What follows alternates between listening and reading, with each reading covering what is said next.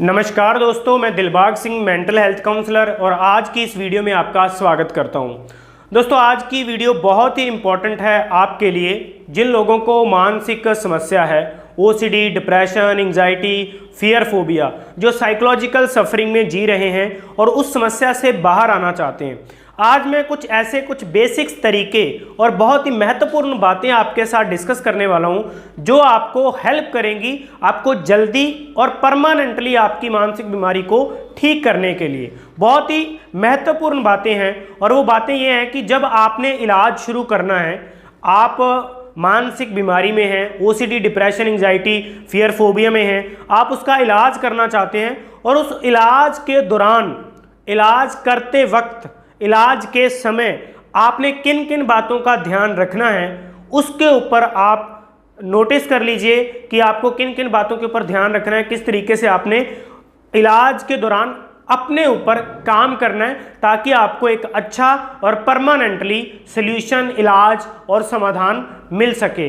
ये वो बातें हैं जो मैं आपके साथ इस वीडियो में करने जा रहा हूँ। वो मैंने अपने अनुभव से सीखी हैं, अपने काउंसलिंग करियर में एक्सपीरियंस की हैं, उनके ऊपर प्रैक्टिकल किया है और उसके ऊपर एक्सपेरिमेंट किया है। उन लोगों के साथ मैंने काम किया है जिन लोगों को मानसिक बीमारी थी, उसके ऊपर वो एक्सपेरिमेंट किए, वो बातें निकल करके मेरे सामने आई और आज वो बातें मैं आपके साथ शेयर करना चाहता हूँ ताकि आपको हेल्प हो सके।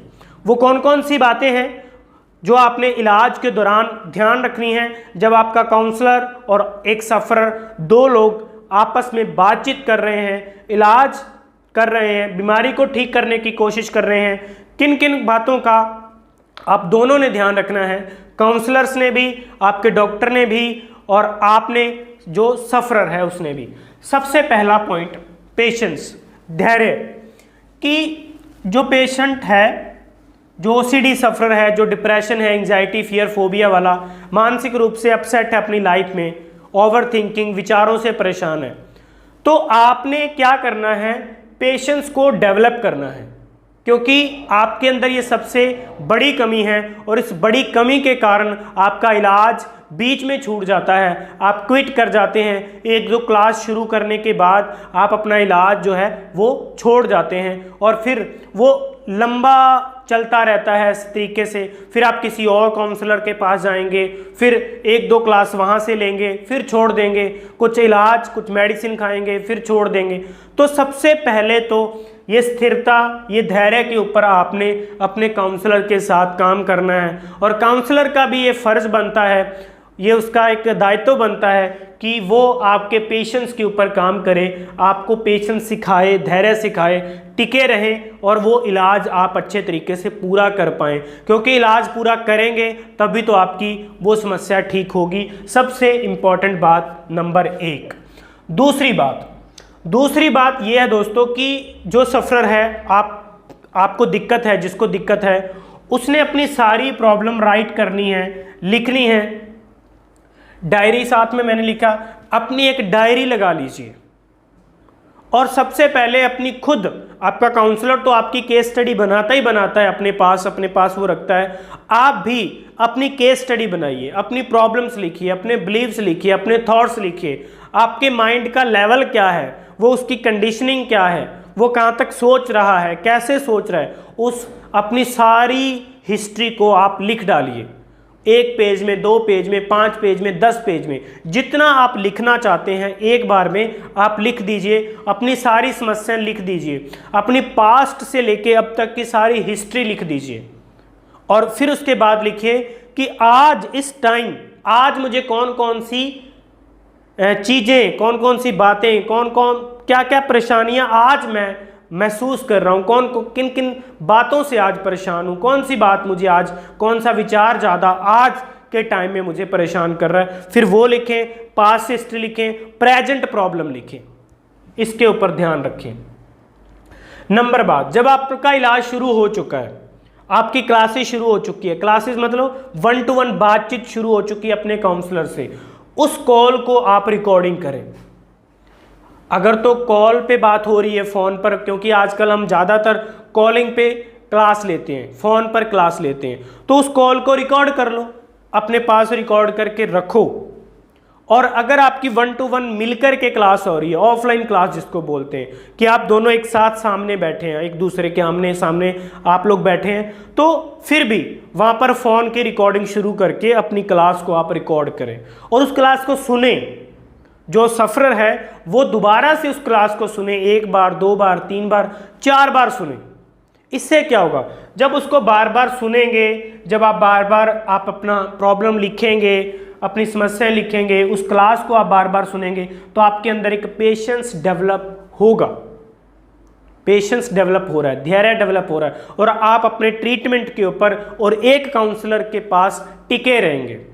देखिए, धैर्य जो पेशेंस है वो ना होने का सबसे बड़ा नुकसान आपको क्या होता है कि आपका एक तो ट्रीटमेंट लंबा चलता रहता है, आप काउंसलर बदलते रहते हैं और बीमारी बीच में पड़ी रहती है, कई साल लग जाते हैं, 5 साल 10 साल। और सबसे बड़ा नुकसान आपका क्या होता है, पैसों का, कि आप लगातार काउंसलर्स के पास, इसके पास पैसे भरे, उसके पास पैसे भरे, पैसे भरते जा रहे हैं, इलाज कहीं से प्रॉपर तरीके से ले ही नहीं रहे, तो आपको पैसों का भी नुकसान हो रहा है और बीमारी का जो समय है वो भी लंबा चलता जा रहा है। तो ये आपको नुकसान हो रहा है। तो रिकॉर्डिंग करें, डायरी लिखें, पेशेंस आपको डेवलप होगा। देखिए, ये क्लास जब आप रिकॉर्ड करेंगे उससे फ़ायदा क्या होगा, फ़ायदा आपको ये होगा कि आप समझ पाएंगे कि पहले दिन मैंने बात की इस टॉपिक पे, आपको क्लियर हो गया। कई बार क्या होता है कि हम भूल जाते हैं, फिर उसको क्लास को सुने, और जब 2 लोग बात कर रहे हैं तो उस समय कई बार हम चीज़ों को अच्छे से समझ नहीं पाते, तो दोबारा से जब आप वो कॉल को रिकॉर्डिंग किया हुआ उसको सुनेंगे तो आपका माइंड और अच्छे तरीके से क्लियर होगा, आपको और कुछ बेसिक्स पॉइंट मिलेंगे आपकी प्रॉब्लम के, तो उन पॉइंट्स को आप नोट कर लीजिए अलग से उसी डायरी में जो आपने डायरी लगा रखी है। चौथी बात, रेटिंग करना। अपने आप को रेट जरूर करें, रेटिंग स्केल बनाएं। रेटिंग का मतलब कि डे 1 से आपकी प्रॉब्लम कितनी है, आपकी एंजाइटी कितनी है, आप कितना डर रहे हैं, यहाँ पे किस तरीके से आप अपने आप को स्केलिंग करेंगे, रेटिंग करेंगे। 1 2 3 4 5 6 7 8 9 10, इस तरीके से आप अपने आप को रेटिंग करेंगे। ज़्यादा प्रॉब्लम है, ज़्यादा एंजाइटी है, ज़्यादा डर लग रहा है, उसको आप रखेंगे 8 और 9 10 के बीच में, हाई में, इसको H लिखिए। मीडियम है 4 5 6 7 है, उसको M डाल दीजिए, मीडियम है आपकी प्रॉब्लम। 1 2 3 नॉर्मल में आप इसको डाल दीजिए। तो इस तरीके से स्केल करिए अपनी प्रॉब्लम को, आप स्केल करिए उसी डायरी में जो आपने डायरी लगाई है कि आज पहला दिन है, आपकी प्रॉब्लम कितनी थी।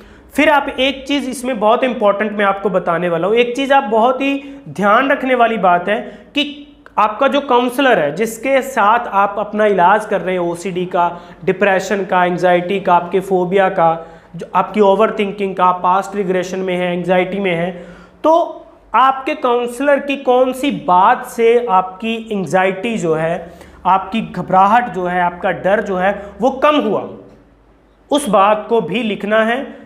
और ये जो मैंने स्केल किया है, किस बात से, जैसे आप क्लास चल रही है, कौन सी बात से एकदम से, जैसे एंजाइटी आपकी 7 8 9 पे चल रही थी, एकदम से नॉर्मल हो रही है, 2 3 पे आ गई है, आप रिलैक्स महसूस कर रहे हैं, कौन सी बात से, उस बात को लिखिए।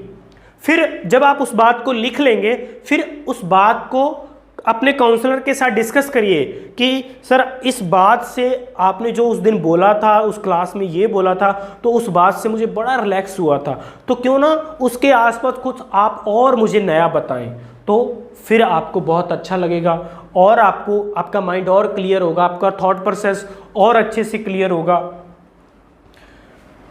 सबसे इंपॉर्टेंट बात, देखो पेशेंस को भी डेवलप करना है ना साथ में, तो कैसे करेंगे, मैं आपको एक बात बताना चाहता हूँ कि जो बीच में आप इलाज छोड़ देते हैं, आपको ऐसा लगता है कि मेरी प्रॉब्लम ठीक ही नहीं होगी, इसमें एक बात और मैं जो इम्पोर्टेंट ऐड करने वाला हूँ, रेटिंग जब आप देंगे और लिखेंगे कि पहले दिन, एक तो इस तरीके से रेटिंग करनी है 1 to 10 कि एंजाइटी कितनी है, मेरी प्रॉब्लम कितनी कम हो रही है। एक आपने रेटिंग 2 तरीके से रेटिंग, ये एक तरीका, 2 तरीके से रेटिंग करनी है कि डे 1 में जब मैं था तो मेरी प्रॉब्लम कितनी थी, आज मुझे 5 दिन हो गए या 5 क्लास हो गई हैं, 3 क्लास हो गई हैं, 5 दिन हो गए हैं, डे 5 के बाद मैं कैसा महसूस कर रहा हूँ और कौन कौन सी प्रॉब्लम को मैं फेस कर रहा हूँ, कौन कौन सी प्रॉब्लम मुझे ठीक लग रही हैं, कौन कौन सी अभी बाकी हैं, इसको भी स्केल करना है। इसको जब आप इस चीज़ को आप स्केल करेंगे तो आपके माइंड को एक सिग्नल मिलेगा, एक संकेत मिलेगा, आपको पता चलेगा कि मेरी इतनी प्रॉब्लम ठीक हुई। फिर आपके माइंड में वो विचार नहीं होगा कि मैं कभी ठीक ही नहीं होऊंगा, यार मेरी समस्या तो कभी ठीक ही नहीं होगी। आपकी प्रॉब्लम है, लेकिन आपको साथ के साथ दोनों ही बातें दिख रही हैं, माइंड में नहीं रखनी है इस बात को लिखना है कि मेरी दोनों ही बातें लिखी, इतनी प्रॉब्लम ठीक हुई, इतनी प्रॉब्लम ठीक हुई, इतनी प्रॉब्लम बाकी। जैसे 1 to 10, 5% मेरी ठीक हो गई है और 5% मेरी प्रॉब्लम बाकी है। ये आपने अपने तरीके से अपने आप को रेटिंग देनी है। 2 तरीके से रेट करना है, अपनी एंग्जाइटी, घबराहट, फोबिया, डर को रेट करना है कि इतना इतना कम हुआ, किस किस बात से कम हुआ, और मेरी प्रॉब्लम इतनी, मुझे इतने % कम हो गई है। जैसे 10 जैसे 100 में से आप अपने आप को स्केल करो, नोटिस करो और लिखो। उसको माइंड में मत रखो कि माइंड में मेरी बात है कि हाँ मैं इतना ठीक हो चुका हूँ, नहीं, ये बातें मेरी ठीक हो चुकी हैं, ये पहले मेरी प्रॉब्लम थी, अब वो प्रॉब्लम नहीं है। तो आपको दिखेगा और आपको ये कभी थॉट नहीं आएगा कि यार मैं तो कभी ठीक नहीं होगा। आपको ये, जैसे आपको थॉट आएगा कि जैसे आपको ये थॉट आए कि मेरी प्रॉब्लम कभी ठीक नहीं होगी, मैं तो कभी ठीक नहीं होगा, तो आप तुरंत उस डायरी को देखें, उन बातों को देखें कौन कौन सी ठीक हो गई हैं। तो आप अपने माइंड को बताएं कि नहीं भैया देख, इतनी प्रॉब्लम अपनी ठीक हो गई है, पहले मैं इन चीज़ों से डरता था, अभी मैं इन चीज़ों से नहीं डरता, अब तो कुछ ही चीज़ें बची हैं। तो आपके माइंड को एक पॉजिटिव सिग्नल मिलेगा। इस बात का आप ध्यान रखिए। नंबर बात 5 बहुत इंपॉर्टेंट है। 5 नंबर बात ये कि आपने डे चैलेंजेस लेने हैं। डे चैलेंज का मतलब कि आपने जैसे 1 हफ्ते का चैलेंज लिया कि 7 दिन तो मैं ये करूंगा ही, चाहे वो एक्सरसाइज आपको बताई है, चाहे आपको आपके काउंसलर ने अफर्मेशन बताई है, आपको कुछ भी बताया है, तो डे चैलेंज को मत भूलिएगा कि आपने पहले 7 दिन को चैलेंज करना है कि 7 दिन तो ये चीज़ मैं करूंगा ही करूंगा, चाहे मैं ठीक हूँ नहीं हूँ। इससे क्या होगा, आप कनेक्टेड रहेंगे अपने ट्रीटमेंट के साथ, इलाज के साथ। और जब आप डे चैलेंज ये वाली एक्सरसाइज करेंगे, प्रैक्टिस करेंगे, तो आपके अंदर पेशेंस डेवलप होगा, धैर्य डेवलप, साथ के साथ ही देखो काम हो रहा है, धैर्य साथ के साथ डेवलप हो रहा है जब हम पॉइंट क्लियर करते जा रहे हैं।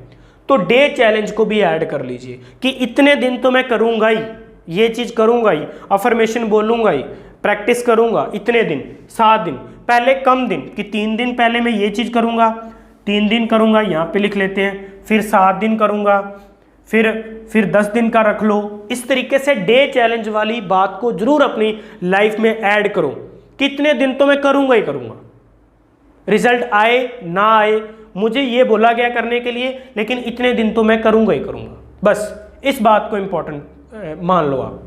इस तरीके से जब आप इलाज करेंगे तो आपका इलाज जल्दी और परमानेंट होगा। दो बातें ध्यान रखो कि आपका इलाज जल्दी भी होगा, कम समय में होगा, हो सकता है कि 15-20 दिन 1 महीने में हो जाए, जल्दी होगा और समय कम लगेगा। और क्या बात है कि आपको इधर उधर भटकना नहीं पड़ेगा और आपका इलाज परमानेंटली होगा। सबसे बड़ी बात कि आपको बार बार इलाज नहीं करवाना पड़ेगा। जैसे आज बार बार आप इलाज करवा रहे हैं ना कि कुछ दिनों के बाद, फिर महीने 2 महीने बाद फिर आपकी ओसीडी ठीक हो आ गई, आपको लगता है फिर वो प्रॉब्लम हो रही है, बार बार दवाई नहीं खानी पड़ेगी। तो इस तरीके से आपको काम करना पड़ेगा, इन बातों का ध्यान रखना पड़ेगा अगर आप अपना इलाज परमानेंटली और हमेशा हमेशा के लिए करना चाहते हैं। तो दोस्तों आपको मैं कहना चाहता हूं कि अगर आप भी किसी मानसिक बीमारी में फंसे हुए हैं, OCD, depression, anxiety, fear, phobia में, तो आपको मैं कहना चाहता हूं कि आप मेरे साथ वो इलाज कर सकते हैं। वो क्लासेज, वो काउंसलिंग, वो थेरेपी, वो टेक्निक, तरीके आप मेरे साथ मिल कर के प्रैक्टिस कर सकते हैं, सीख सकते हैं, समझ सकते हैं इन सब बातों को जो मैंने आपको आज बताई हैं। तो उसके लिए आप मेरे दिए गए नंबर के ऊपर कॉल करके आप बात कर सकते हैं। तो आज के इस वीडियो में इतने दोस्तों, अगले वीडियो में मैं फिर मिलूँगा एक नए टॉपिक के साथ। तब तक के लिए नमस्कार, थैंक यू, धन्यवाद।